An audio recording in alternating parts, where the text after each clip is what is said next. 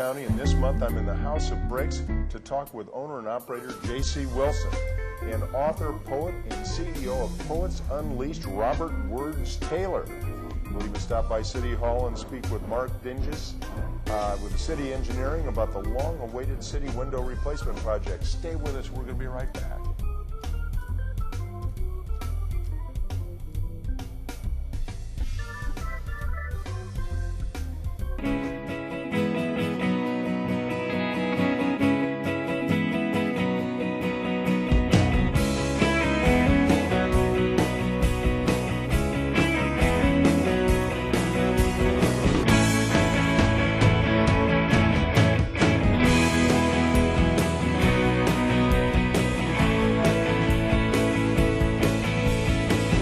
Visit Des Moines, we have it all.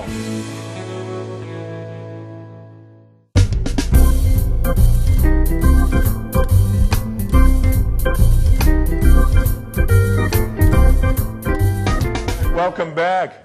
I'm here at the House of Bricks, 525 East Grand Avenue. And JC, talk to us a little bit about a House of Bricks. And you guys didn't start here, did you? I mean, you had a place out of Merle Hay Road or something? It all started on Merle Hay Road. Driving by one day and noticed it was the bar, live music venue, was Connie's Lounge, and it was closed. And I think the band I was playing in, the Flying Marsupials, had a future date there. Knew the owners well enough to call them up and say, "What's going on with your closed bar?" Talk about the Flying Marsupials for a minute. I mean, when did you start doing that? 89, I think. Five guys found each other. 89 to 2003 was a whole lot of fun there. So you're out just wandering around, bumped into each other, and made a band. So two of us, I had a drummer in tow. It turns out we found three other guys that needed a drummer, and I think I got a sympathy vote. They really wanted a drummer. I think they took me because I was with him or something like that. So, yeah. Five guys ended up making noise for years and on a lot of different levels. Yeah. We were blessed to play all over the place and some large little parties. And okay, so all of a sudden you're driving down Merle Hay Road. You decided here's a spot. Yeah. And you got out of being a band and into the bought a bar. I mean, it just seemed like the next meeting we were talking to Connie and Larry Derry and shook hands and bought a bar. It was that abrupt, and here we go kind of thing. Yeah, never looked back. Had fun. I think we've been effective. And all right, and then what brought you to this location in downtown? Well, I had a landlord actually that preferred to not have a live music venue in his spot there. Just dialogue was with the landlord. Starbucks was moving across the street a little bit. He wanted to class the place up, and maybe that included us moving on. We were blessed to have fate take care of us that way because also real estate agents. We looked around for what was available. We started a dialogue here at the Hammer Medical Building, East 6th and Grand in East Village, and again, never looked back. Now, wait a minute. I want you to know this was a famous place. This was the County for Council headquarters right here. That spoke to us. That's going to say it. It was just the mojo we needed to have fun. We got it ready for you. Yes. So talk to us a little bit about, are you from Iowa originally? Perry. Okay. Grew up Perry, Iowa, and got through high school and moved to the big city here, 35 miles away. And again, never looked back, but still have, all the family is still there, so I still get to Perry a lot. But. Well, good. So talk to us a little bit about how does the House of Bricks operate? You have live bands in here. You every night, or you just do it a certain nights of the week? And I mean, I see we got a construction project going on here. Tell us everything that's going on and how you're dreaming to see the future of House of Bricks. It was always a live music venue. That was the number one reason to be a destination. Let's say the number one reason to come was the live music. Moving down to the East Village here 6 years ago, we bought a full-blown kitchen, so we had another reason to show up, the food angle, and a good kicking little lunches here, and dabble in catering, and the patrons that might be watching the show will have a sandwich. The noise you're hearing is the next reason to come down here. We're going to have a heck of a patio on the roof, and another bar and some fantastic views, and we actually aspire to step up the menu at that time too, maybe. How do people, if they want to, can you reserve for parties, or are you going to do that on the roof, and how would they? Well, I'll have a dialogue with anybody and anything, any reason to kind of come here. It's, I guess what's best for our business is to have people coming here. So if there's a private space needed, we have space, and we just talk to them about the scope of the show and make it happen, however needed. Whether it be, we've had people use this back room here for meeting, ongoing card parties. Just plain private parties. This little back room here lends itself well to the ongoing comedy that goes on. And talk to us a little bit about some of the acts that you've had in here, because I know that you often do all ages shows time to time, and how do you give us an idea of some of the acts that you've had in the past, and then some of the more, shall we say, adult bands or whatever it is that don't cater maybe to that younger crowd? Or is that true? You cater to everybody for all your shows? all genres, and all genres are available. We actually kind of But you don't do them all at once. We keep the comedy actually 21 and up. Those guys can go really, that just lets that comedian have a clear palette. But the music, every genre does go everywhere. Is it an open mic comedian deal, or do you bring them in from all over the place? That's an ongoing thing. Every other Tuesday, first, third, fifth Tuesday is an open mic comedy night, and but very well done. There's a strong group of local comedians. It's mostly local, but you'll have some people driving through. And that is fun if you've never seen it. But all genres of music. You know where we're missing it? I don't see a lot of country go through here. Mm-hmm. Country music, for some odd reason, and maybe this show will help some country acts and country entertainment call us up and get on the books here. But it's all types for both all ages. So all ages is almost thought of as a different animal because of they showed up. I think those all ages kids, the younger ones below 21, don't quite have the mortgages yet, don't quite have so they have a little expendable cash, so a lot of people want to do those shows. Now, Des Moines has an ordinance, whereas to be all ages, we have to be finished by 9, so that shoves the whole show before 9. Mm-hmm. Guess what? After 9 now, we have this whole place for another show that has to be 21 and up, being after 9. So there's the reason. It's almost because of the ordinance that we all age or not. Okay. Yeah. Talk to us. You do poetry in here too. Are there separate nights for poetry and comedy, or do you mix those? The Say What poetry, I think it's about 6 years. No, over 6 years, because that started at the old location. Lenny Bell has hosted this thing. It is kind of an open mic too, so it can get funny too. But it's mostly that spoken word. When do you do that? First Thursday of every month. Okay. The nice thing about that, he is going to, starting after the first year, he's going to make an all ages say what poetry. An all ages. He wants to appeal to that younger generation. So watch for that too. That'll be on the opposite Thursday. Third Thursday will be all ages say what. First Thursday will be the grown-up say what. What's coming up in the near future that, say, the November, December time frame? What shows you have coming up? New Year's Eve talk. I don't know how inked it is, but this Doors tribute band is a gas. You got to see them. More comedy I know on that Saturday after. Black Saturday after Thanksgiving. I know Daryl Moon's a good friend, Chicago-based comedian that's doing well. He's bringing his show home here. That'll be nice. I can't think of other shows. I need to go to the calendar at thehouseofbricks.com, and they're all there. All right, so www.houseofbricks.com. Yep, you got to stick the in there, thehouseofbricks.com. Okay. Yeah, there's a calendar, and what's going on's there. All right, that'll be great. And is there a phone number if they want to talk to you about reserving the place or doing something else? How do they get a Email's hold of you? best. They can Okay. sure call the bar and restaurant number at 515-727-4370, but that email will actually move quicker, thehouseofbricks@AOL.com. And again, put the in there. All right.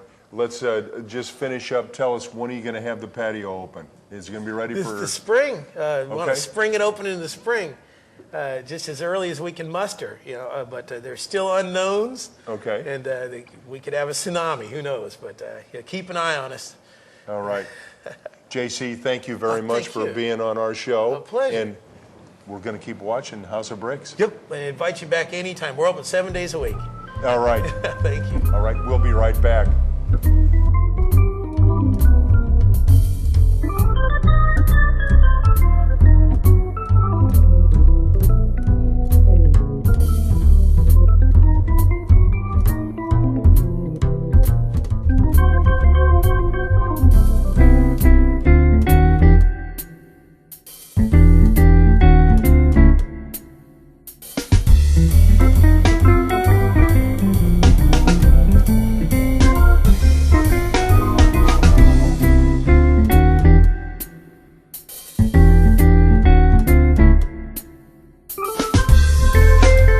Welcome back. I hope you found something on the community calendar that this month excites you and your family, and you can get out and enjoy Des Moines.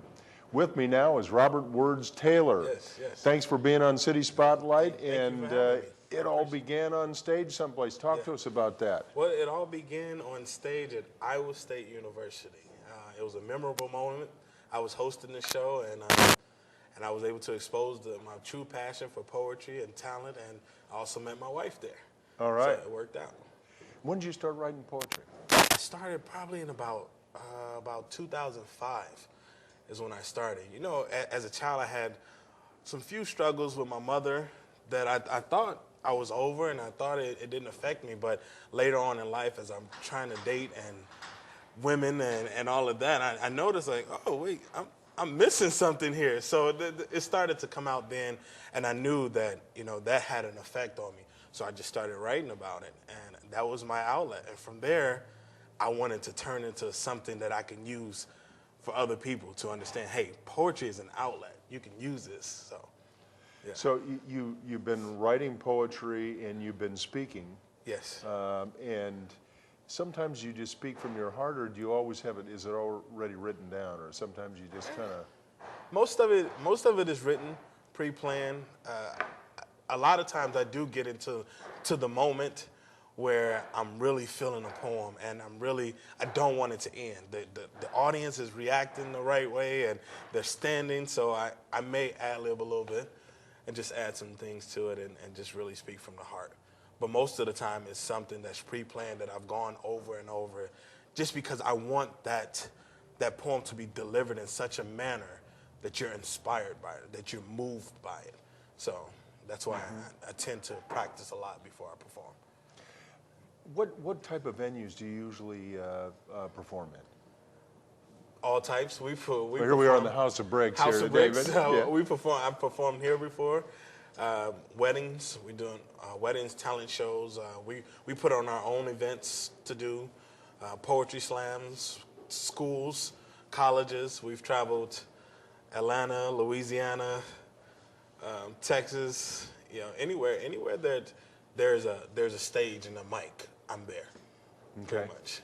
I don't limit myself. Do you have a certain people you want to speak to? I mean, do you speak to young people a lot to kind of? We do. Okay. We do. We do speak to a bunch of young people, but mostly we just want to talk to people that understand that there's something else in them that they're not truly exposing yet. Mm-hmm. Our goal is to perform in such a manner that we inspire someone else to reach their dreams, to pursue their passion, to expose their hidden talents. We want them to be heard, be seen, and just pretty much be unleashed. That's the whole theme of what we do. So, talk to us a little bit about how your whole life is evolving. You talked about Iowa State and certainly the family and that sort of thing, but you're not only a poet, you're an author, and now you've started a couple of organizations. Talk to us a little bit about that. Well, it was just I guess it just started off as, again, me realizing that I had something within me that I still had some hurt from, and I wanted to use poetry as that outlet. So I started working at this job. I can't remember the name of it right now, but it was a detention center for young men. All right, Woodward Academy. Okay, so that's the name of. And I started working there, and I found that those young men had some of the same hurt, some of the same pain, and they were going through some of the same things as being raised in a single-family home. So I started a program there first, and I asked my boss, and she heard it. I did a proposal for her, and she loved the idea. And we started this 6-week program, and the progress that you're seeing from these young men was incredible. And so the boss wanted me to do it again, and I ended up getting a long-term contract to continue to do the workshops. Well, from there, I'm telling my wife, like, babe, we're on to something here. I want to do, this is what I want to do. This is my passion. Not only do I want to perform, but I want to teach other young people how to perform. I want to teach them how to get on the stage and speak with conviction. So from there, I wrote a book, Wisdom Beyond Words, about my life and how it happened and how I'm pursuing this dream. And we started the organization, Wisdom Beyond Words, where we contract with different agencies that work with those low-income housing families or adults. We've done some workshops with Mitchellville Correctional Facility. You say you and your wife are working? My wife and I. All right. Yeah, You've really got I never take credit for doing anything on my own. All right. So. Well, you've got a whole life team. You got a wife and a family, Yeah. and they're your business partners. Exactly. too. Exactly. That's fabulous. Yeah. And from there, we just go out into the community and try to get it done. How did you get the name Words?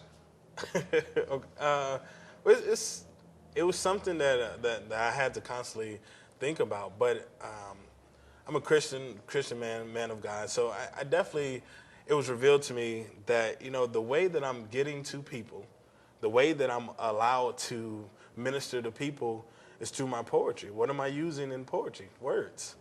So I identified, words, it seems so simple, and many people, when I first said it, were like, that's boring. But it was true. I mean, this is what the tool, this is my weapon. Words are my weapon that I'm using to defeat this world and to get through life. So I took on the name Words. And I gave it an acronym originally, which was Wisdom Only Revises Determined Souls. Uh-huh. So, and then people, after I performed so many times, people started calling me Words. And some people don't even know my real name. So, well, you truly have a passion for it. You can see it as you talk, and wow, thank you. Thank you. I would guess inspire a lot of young people to look inside themselves and try to figure out how can I get a passion for something. Right. Okay, so where are you performing in November? November 12th, I'll be at this Convoy of Hope event, and it's at the Wells Fargo Arena. And the event goes from 10 to 2. Okay. So I'll get a chance to get on stage and kind of talk about what we do and just get a chance to perform for the young people. And it's going to be a great event. They're giving out shoes, clothing. They're really catering to the community. So I'm happy to be involved.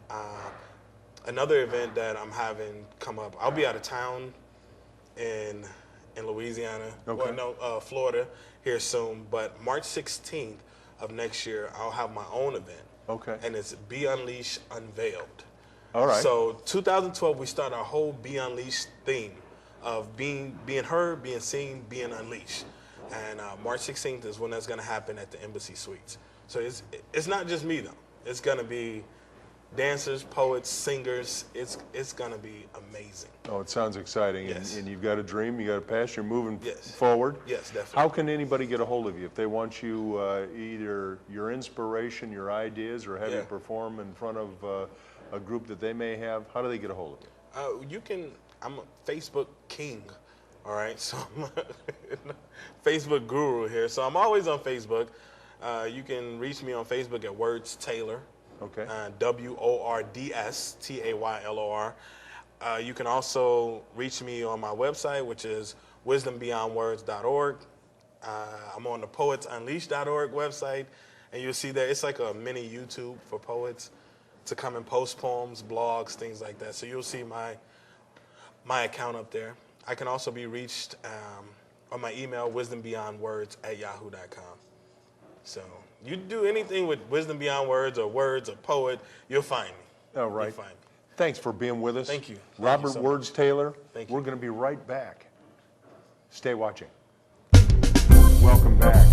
One of the city's goals is to make downtown the whole city more sustainable. We have has to do with our own buildings and leading by example. And with me now is Mark Dingus. And Mark, talk to us a little bit about some of the things that we're doing in the city, in our buildings, to make them more energy efficient. More specifically, how about the windows in City Hall? Well, the Windows project is kind of an interesting project from the standpoint that it includes not only City Hall, but also the police station as well. And with these two particular structures, we're dealing with buildings that had windows that were installed in the mid to late 1970s and had basically outlived their useful life. Back in those days, the big points were energy efficiency as well, given the oil embargo back in the early 1970s. And so some of that technology that was incorporated in those windows at this time was the state of the art at the end of the 70s, but again had just lost its useful life in terms of its durability and such. So in 2009, we had an opportunity to tap into some of the stimulus dollars from Washington, and through a match. Those were specifically through the Energy Efficiency Conservation Block Grants, right? That is Yeah. correct. And so through the use of those funds, we were able to look at the possibility of being able to replace the windows again, both in City Hall as well as at the police station.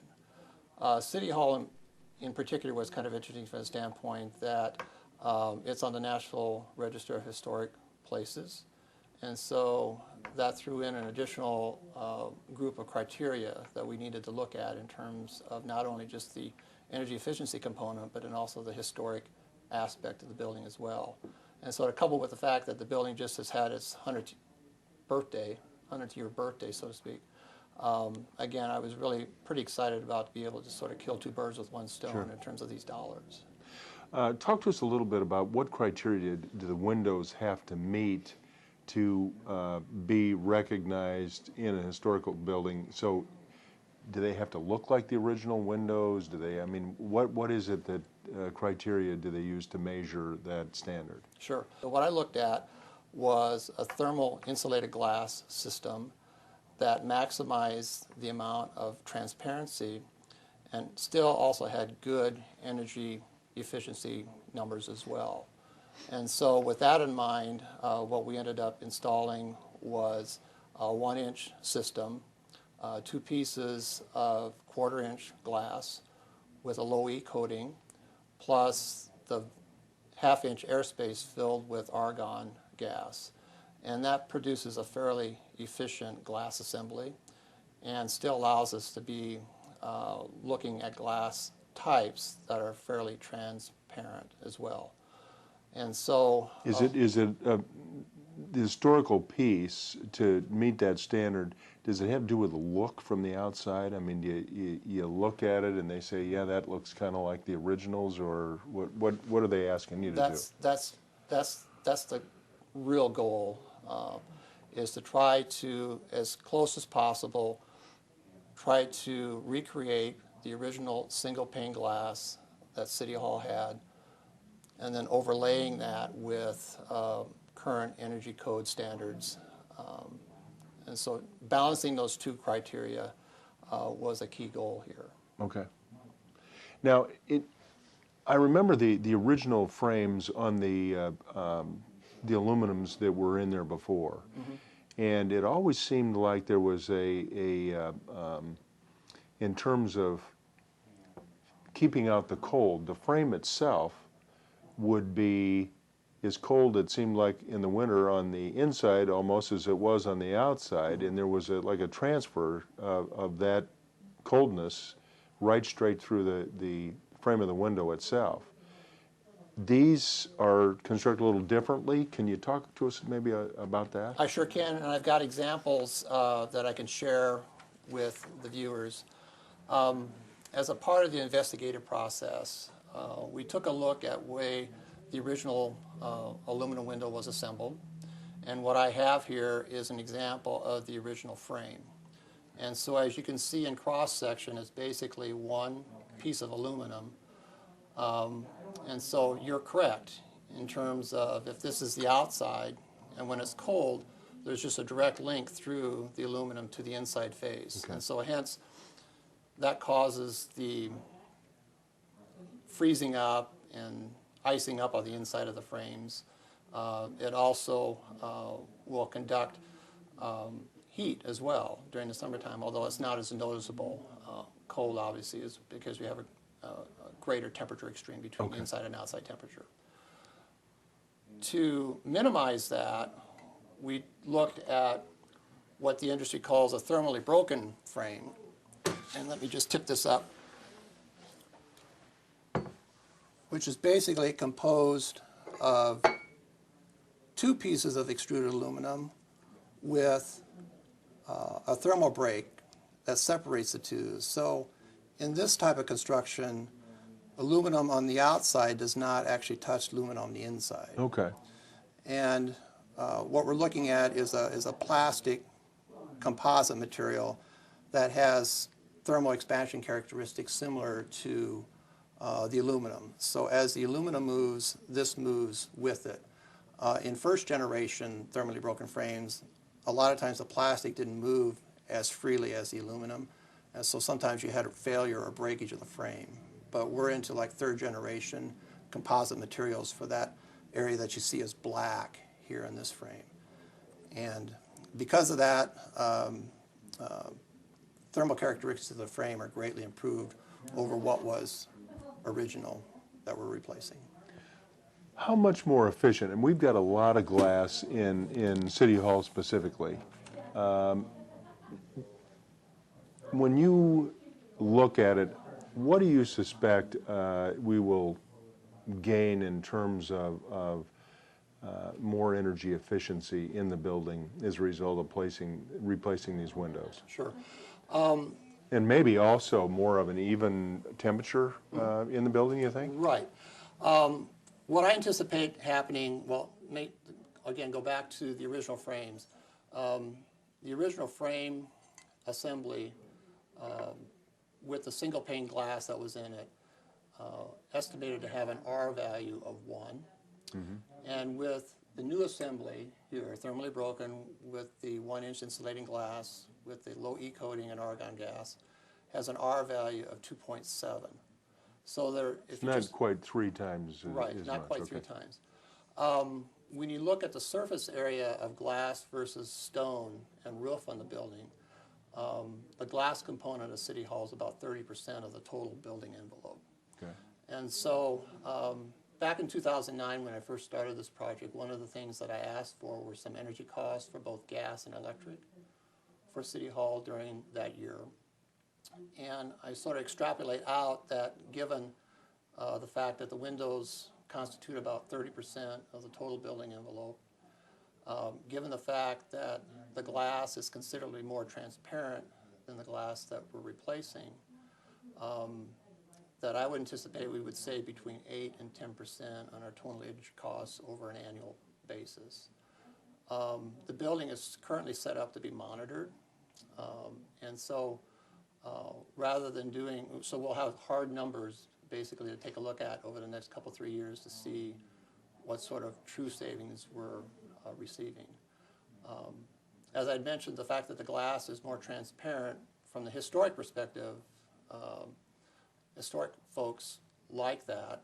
From an energy perspective, it helps us on our lighting costs. And we anticipate being able to delamp a number of light fixtures within City Hall given the bump that we get from the natural light coming in. Okay. All right.